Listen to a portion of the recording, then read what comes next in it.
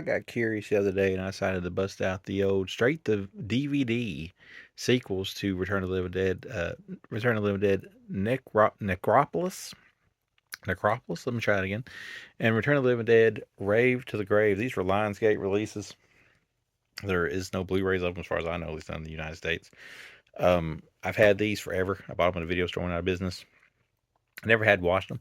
I'd only seen the very end of this one. Like the thing is I was under the impression that these came out around the same time or at the same time on DVD, or at least came out on. I felt like they premiered at the same time on Sci-Fi back in the day, but I could be wrong. But nonetheless, the DVDs I think had like a couple of months of a difference when they released, kind of like how they did with Planet Terror and Death Proof back in the day. But number one here, we'll start out with this because this is Return of the Living Dead Necropolis. Um, you got this dude, which, first of all, I'll say my big issues with these is they do not carry on the traditional zombie rules that Return of the Living Dead had, where these zombies are kind of, for the most part, slow, like traditional zombies. They do eat brains, which is what a Return of the Living Dead zombie does. But whereas you could not kill the zombies in Return of the Living Dead, you can shoot these people in the head, and it's basically the same. But you've got this dude that's like he's the dad from A Walk to Remember, and he plays a really weird role in this. But he's taking care of his nephews. Their parents had died, which you learn more about that later on. But nonetheless, he's running this little lab or whatever, and his nephew's friend gets hurt, and they take him to the hospital. But when they go to check on him, they're like, "Oh, he passed away." Well, it turns out they took him to the lab that his uncle works at, where they're doing all these weird experiments and all these strange things, basically, testing out the whole zombie thing and all that. So they get into the lab to try to break him out, and they realize what's going on, and it becomes this big old thing. And his find out there's some twists and turns. I don't want to spoil it, but nonetheless, there's some different style zombies that pop up here and there. The potential of the different style zombies kind of gets wasted a little bit, but and it's very random. Like one of the main girls in this is Jenna Kramer, by the way, which is a country singer, which you may know her more as being a country singer, but she was in this, and apparently she did some other stuff. But it blew my mind to see her. It is funny. It's kind of a comedy. It's the effects aren't bad though, which honestly, when I watched this, I watched it in the wee hours of the morning. It wasn't as terrible as I remembered it to be. I guess I hadn't really seen any of it, but I didn't think it was that bad. And overall, I give it a 3 out of 5.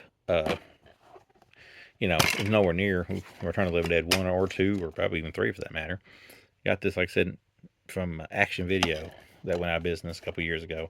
I bought a ton of their DVDs when they went out of business, and I've kind of been slowly making my way through them. If you pick this up, which you can call that number if you want to, they're no longer there. I think they're a Tanabid place now. But if you pick up this DVD, we got the widescreen English. There's no real special features here.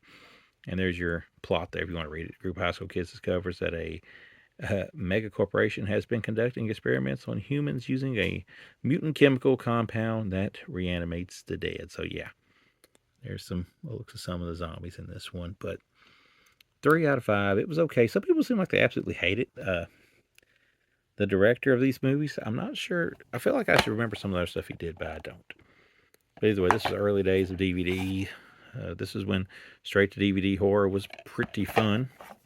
And that one's fun. But then that brings us to this one, the Rave to the Grave, picking up almost directly where the previous one leaves off.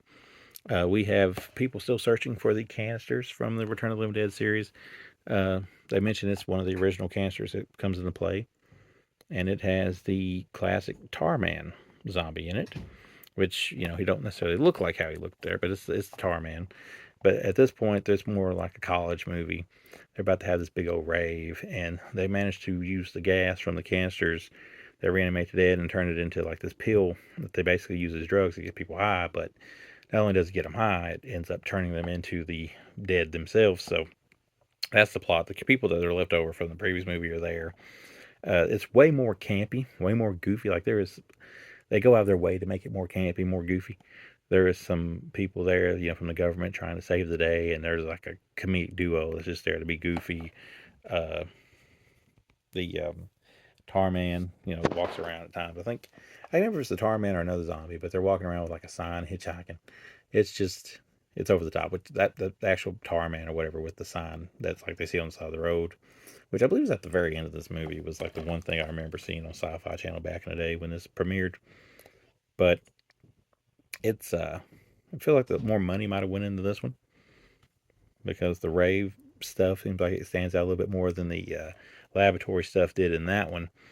But still, if for what it was, it's okay, but it's a little bit too goofy for me, so I give it a 2 out of 5. This DVD, again, nothing real special, just early days of Lionsgate. This girl kind of takes the place, I believe, if I remember correctly, kind of takes the place of Jenna Kramer's, who was like the only person that you know, a prominent person that didn't return to this movie. College students find a canister in his uncle's attic that contains a drug more potent than ecstasy. When word of the drug nicknamed Z for zombie, like hallucinant effects, reaches unscrumptious, unscrumptious, but that's a big word for this, college drug dealer Skeet, he hatches a plan to sell the drugs to ravers attending the ultimate rave party. But when the drug side effects start to kick in, the ultimate rave turns into the ultimate grave as partygoers drop to their death, then rise to their feet. So yeah, basically what I said earlier, just a little more prominent, but it was goofy. Nonetheless, end of the day, if you want to watch these, I recommend getting both of these and watching them together. Um, this one's definitely better, but you probably need to watch them as a package deal.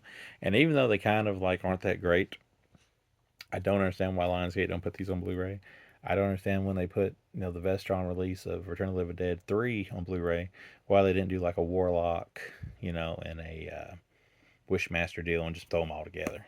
Because Return of the Living Dead 3 is pretty far off the cuff of Return of the Living Dead 1 and 2, so you could have maybe just grouped them together. But nonetheless, if you've never seen them and you like Return of the Living Dead, give them a go, but just don't expect too much out of them.